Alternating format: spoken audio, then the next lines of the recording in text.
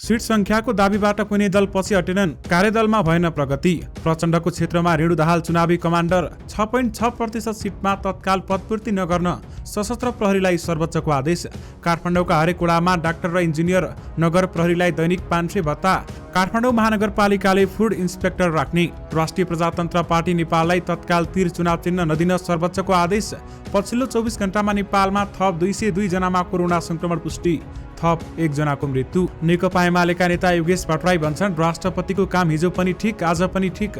काठमाडौँ मलको निर्माण अवैध, नक्सा पास र भवन इजाजत दुवै छैन। भारतसँग किन्ने भन्दा बढी बिजुली यसै वर्ष निर्यात गर्छौं भन्दै कुलमान घिसिङको भनाई। त्रिभुवन विश्वविद्यालयको पत्रकार सम्मेलन निविसङ्घले बिथोल्न खोज्दा तनाव, 3 जना घाइते। प्रेम गीत 3 को भारत प्रदर्शनमा सघाउने गोविन्दाको प्रतिबद्धता। राष्ट्रिय प्रजातन्त्र पार्टी नेपाललाई तत्काल तिर चुनाव चिन्ह नदिने सर्वोच्चको आदेशपछि के भयो यसबारे महत्त्वपूर्ण जानकारी। अनधिकृत संरचना हटाएको बारेमा बालिन शाह भन्छन्, पहिले कारबाही पछि सुनवाई। न्यू रोड क्षेत्रमा अब 1 लाइन मात्रै पार्किङ गर्न पाइने। काठमाडौँ महानगरले भत्कायो रत्न पार्कको सबैका अनधिकृत संरचना। चुनावपछि प्रत्यक्ष राष्ट्रपतिका लागि आन्दोलन गर्नुपर्छ भन्दै प्रचण्डको भनाई। अनधिकृत संरचना हटाउने महानगरको अभियान सकारात्मक छ भन्दै काठमाडौँकी उपमेयर सुनिता डङ्गोलको भनाई। नगर प्रहरीको भत्ता बढाउने काठमाडौँ महानगरको प्रस्ताव। तोडफोड र आक्रमण गर्ने विद्यार्थीलाई रेस्ट्रिकेट गर्न त्रिवीको चेतावनी। चलचित्र प्रकाशलाई विभेद गरिएको भन्दै जुम्लावासी आन्दोलित, जिल्ला प्रशासनमा ज्ञापन पत्र। सामाजिक सञ्जालमा डीसी र दीपकराज गिरीको जुहारी। यसबारे पुरै जानकारी पनि आजकै भिडियोमा। दर्शक महानुभावहरू नमस्कार, स्मार्ट खबरको न्युज बुलेटिनमा यहाँहरूलाई हार्दिक स्वागत छ। म आर्यन उपानी। आज मिति विक्रम सम्वत 2079 साल भदौ 13 गते सोमबार, ईस्वी सम्वत 2022 अगस्त 29 तारिक। आज भदौ शुक्ल द्वितीया अथवा दरखाने दिन विश्व आणविक परीक्षण विरुद्धको दिवस रहेको छ। दर्शक महानुभावहरू, दरखाने दिनको तपाईहरूलाई धेरै धेरै शुभकामना। दर्शक महानुभावहरू, सदाको चाहिँ आज पनि हामी उपस्थित भइसकेका छौँ आजका मुख्य समाचारहरू लिएर। हामीलाई अन्तिमसम्म हेर्नुहोला अनि हाम्रो मेहनतका लागि यो भिडियोमा एउटा लाइक अवश्य गर्नुहोला। दर्शक महानुभावहरू, पल पलको न्युज अपडेटका लागि हाम्रो च्यानललाई सब्स्क्राइब गरी नजिकै आउने बेल आइकनलाई क्लिक गर्नुहोला। कहाँबाट हेर्दै हुनुहुन्छ अनि के कस्तो लाग्दैछ आफ्ना कुराहरू तलको कमेन्ट बक्समा कमेन्ट गर्नुहोला। दैनिक रूपमा हेर्नुहुन्छ भने रेगुलर भनेर लेख्नुहोला। आज पहिलोचोटि हो भने फर्स्ट टाइम लेखिदिनुहोला। दर्शक महानुभावहरू, देशभित्रबाट हेरिरहनु भएको छ भने आफ्नो गाउँ ठाउँ सहर अनि जिल्लाको नाम लेखिदिनुहोला।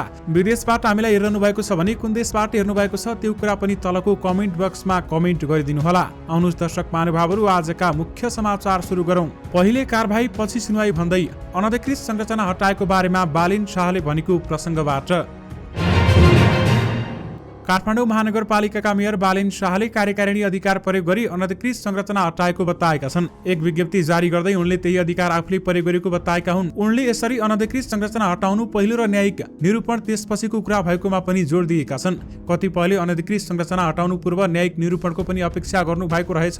गैर कानुनी कार्यको निरन्तरता कायम रहेको अवस्थामा पहिला त्यस्तो कार्यको रोकथाम तथा नियन्त्रण गर्नुपर्ने हुन्छ, त्यसपछि मात्र दोषीलाई कारबाही गर्न न्याय निरूपण गरिन्छ। शाहको विज्ञप्तिमा भनिएको छ, कानुनको अनुपालना गराउने क्रममा भएको कार्यकारिणी अथवा प्रशासकीय अधिकार प्रयोगको औचित्य यसै सन्दर्भमा बुझ्नु उचित हुन्छ भन्दै उहाँले बताउनु भएको छ। र साथमा उहाँले पहिले कारबाही र पछि सुनवाई भन्दै अधिकृत संरचना हटाएको बारेमा बोलेका हुन्। नेपाल विद्युत प्राधिकरणले चालु आर्थिक वर्ष 2079-80 भित्र नेपाल भारतसँग बिजुलीको नेट एक्सपोर्टर हुने दावी गरेको छ। ऊर्जा मन्त्रालयमा आयोजित पत्रकार सम्मेलनमा नेपाल विद्युत प्राधिकरणका कार्यकारी निर्देशक कुलमान घिसिङले चालु आर्थिक वर्षमा भारतबाट आयात हुने भन्दा भारतमा निर्यात हुने बिजुलीको मात्रा बढी हुने बताएका छन्। अब बिजुलीको व्यापारमा हामीले घाटा सहनु पर्दैन। उनले भने, यो वर्ष हामी भारतबाट जति बिजुली ल्याउँछौँ त्योभन्दा बढी बिजुली भारतमा निर्यात गर्नेछौँ। उनका अनुसार कार्तिकसम्ममा नै भारतमा बिजुली निर्यात हुनेछ। त्यसपछि आगामी जेठ असारमा पनि ठूलो मात्रामा बिजुली भारत निर्यात हुनेछ भन्दै बताइएको छ। अहिले रातिको समयमा केही घण्टामा प्रति युनिट 12 भारतीय रुपियाँसम्ममा बिजुली बिक्री भइरहेको र औसतमा प्रति युनिट रेट 6 भारतीय रुपियाँसम्म रहेको समेत बताइएको छ। काठमाडौँ महानगरपालिकाले 32वटै वडामा 1-1 जना इन्जिनियर, एमडिजिपी, डाक्टर र नर्स राख्ने भएको छ। आज बसेको 8औं कार्यपालिकाको बैठकले 32वटै वडामा 1-1 जना इन्जिनियर, एमडिजिपी र नर्स करारमा राख्ने प्रस्ताव पारित गरेको छ भने हरेक वडामा वडा क्लिनिक सञ्चालन गर्ने र त्यहाँको रोगको पहिचान गर्न सक्ने जनरल प्र्याक्टिसमा एमडी गरेका डाक्टर राख्ने मेयर बालिन शाहले बताउनु भएको छ। वडा क्लिनिकमा चिकित्सकलाई सहयोग गर्न 1 जना नर्स रहने उनले बताएका छन् र जनरल फिजिसियन डाक्टर राखेमा स्वास्थ्य सम्बन्धी सरसल्लाह दिन कुनै समस्याको तत्काल उपचार गर्न सक्ने उनको भनाइरहेको छ। त्यस्तै हरेक वडामा हुने विकास निर्माणको अनुगमनका लागि इन्जिनियर पनि करारमा राख्ने भएको छ भने यस वर्ष वडामा बजेट वृद्धि गरिएको र त्यहाँ हुने विकास निर्माणको काम अनुगमन गर्न इन्जिनियर चाहिने मेयर बालनले बताएका छन्। उनको प्रस्तावलाई नगर कार्यपालिका बैठकले अनुमोदन गरेको छ। यस्तै फुटपाथ व्यवस्थापनमा राखिएका नगर प्रहरीलाई दैनिक 500 रुपियाँ भत्ता दिने पनि महानगरको कार्यपालिका बैठकले निर्णय गरेको छ। प्रेम गीत 3 को भारत प्रदर्शन बारेमा बलिउड स्टार गोविन्दा र नेपाली अभिनेता प्रदीप खड्का बीच भेटवार्ता भएको छ।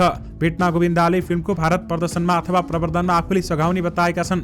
उहाँले हामीलाई प्रमोसनमा सघाउने प्रतिबद्धता जनाउनु भएको छ। भेटपछि प्रदीपले भनेका छन्, उहाँको प्रतिबद्धतालाई लिएर हामी उत्साहित छौँ। गोविन्दासँगको भेटमा निर्देशक दिनेश ऋषि र चौधरी ग्रुपका वरुण चौधरी पनि सहभागी थिए। यसैबीच गोविन्दा र पत्नी सुनिता आहुजाले आफ्नो सम्मान आयोजना गरिएको मिट एन्ड ग्रिट समारोहमा भाग लिएका थिए। सुपर डान्सर नेपालले आयोजना गरेको उक्त कार्यक्रमको जुरीको रूपमा रहेका अभिनेता भुवन केसीले पनि गोविन्दासँग भेट गर्दै नेपाली फिल्मको अवस्था बारेमा जानकारी पनि गराएका थिए र गोविन्दाले प्रेम गीत 3 को भारत प्रवर्धनमा सघाउने प्रतिबद्धता समेत जनाएका छन्। काठमाडौँ महानगरपालिकाले रत्न पार्क स्थित सबवेमा बनेको अनधिकृत संरचना भत्काएको छ। सबवे जाने बाटोमा बनाएका अनधिकृत संरचनाहरू भत्काउन थालेको काठमाडौँ महानगरपालिकाका एक नगर प्रहरीले जानकारी गराउनु भएको छ भने दर्शक महानुभावहरू उनका अनुसार त्यहाँ केही संरचनाहरू अनधिकृत रूपमा बनाइएका छन्। अहिले नगर प्रहरीको टोलीले 3वटा सटरहरू भत्काउँदैछन् भने बाहिरका संरचना भत्काएका हुन्। एक नगर प्रहरीले भने फुटपाथमा ससाना सटरहरू बनाइएका थिए, ती संरचनाहरू अहिले केही भत्काएर छोडेका छौँ। केही व्यवसायीले अहिले छोडिदिनु, हामी आफै खाली गर्छौँ भनेपछि छाडेका उनले बताएका छन्। बेलुकीसम्म उनीहरूले खाली गरी भत्काएर फुटपाथ सफा गरिनुपर्ने उनले बताएका छन्। यस्तै सबवेमा पहिले भएका 7वटा सटरहरू भने महानगरले भत्काउने छैन।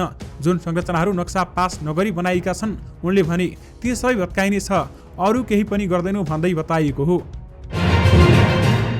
नेकपा माओवादी केन्द्रका अध्यक्ष पुष्पकमल दाहाल प्रचण्डले मङ्सिर 4 को चुनावपछि प्रत्यक्ष कार्यकारी राष्ट्रपति र पूर्ण समानुपातिक निर्वाचन प्रणालीका लागि आन्दोलन गर्नुपर्ने बताएका छन्।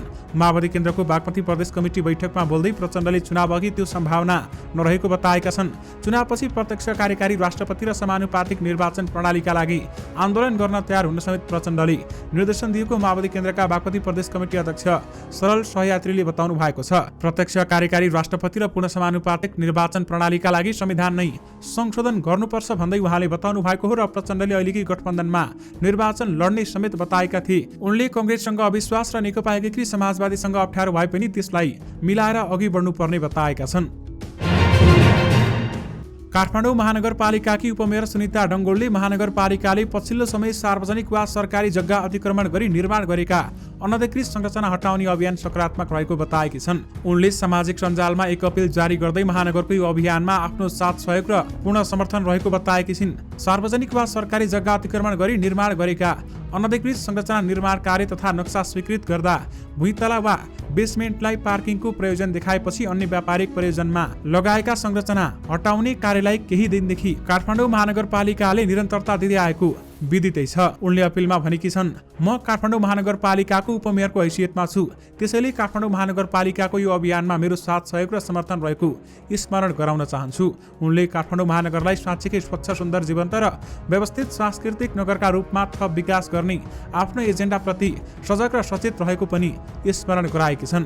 तर केही दिनदेखि मुख्य गरेर केही अनलाइनहरूले भने महानगरपालिकाको पछिल्लो अभियानसँग मलाई जोडी आम महानगरवासीमा समेत भ्रम सृजना गर्ने गरी गरेका समाचार सम्प्रेषण प्रति मेरो ध्यानाकर्षण भएको छ भन्दै उहाँले बताउनु भएको छ। दर्शक महानुभावहरू, नेपाली फिल्म उद्योगभित्रको तिक्तता बेला बेलामा सामाजिक सञ्जालमा पोखिन्छ।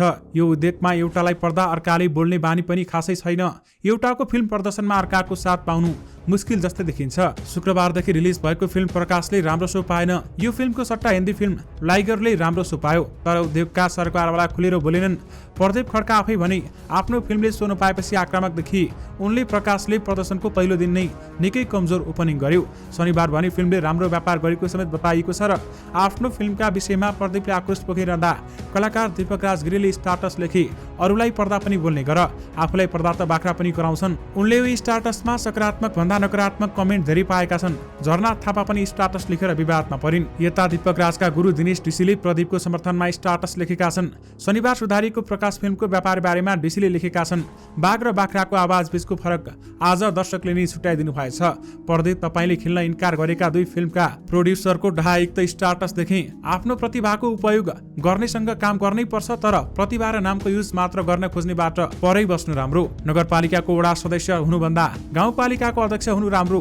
तिमी लिड गर्न नै जन्मिएका हौ।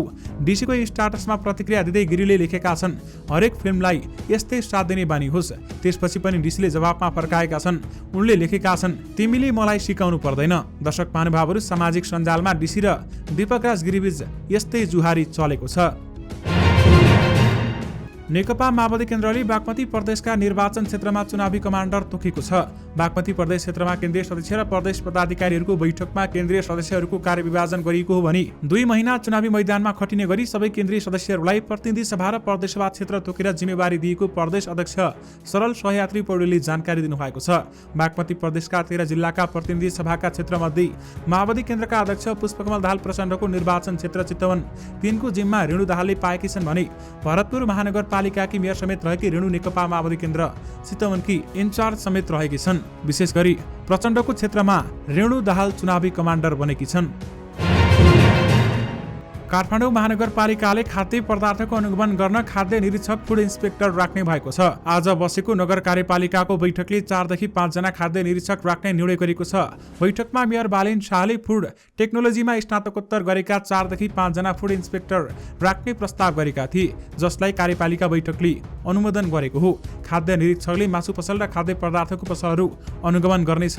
बैठकले काठमाडौँ महानगरपालिकाले 5 जना कानुनी सल्लाहकार राखेको छ भने मेयर शाहले डिना श्रेष्ठ, शङ्कर पुडासैनी, ओम प्रकाश अर्याल, महेश नेपाल र कुमारी खरेललाई कानुनी सल्लाहकारमा प्रस्ताव गरेका थिए।